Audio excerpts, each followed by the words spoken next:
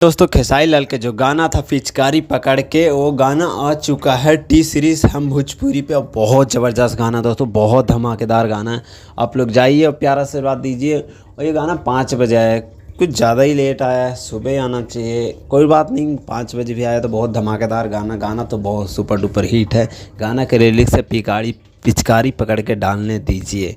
और गाना 2 मीनिंग है लगता है, लेकिन उतना भी 2 मीनिंग एहसास नहीं होता है। गाना ठीक ठाक है, वीडियो भी बहुत ज़बरदस्त है। गाना तो धमाकेदार है ही, और वीडियो नज़र बहुत धमाकेदार आ रहा है। जाइए और प्यारा आशीर्वाद दीजिए टी सीरीज़ हम भोजपुरी पे।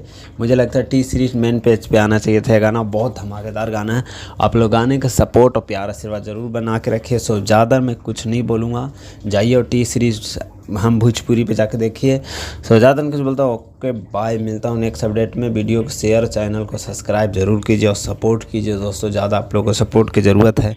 आप लोग सपोर्ट नहीं कर रहे, वीडियो देखते हैं, लाइक कमेंट ज़रूर कीजिए। ज़्यादा कुछ बोलता हूँ, ओके बाय।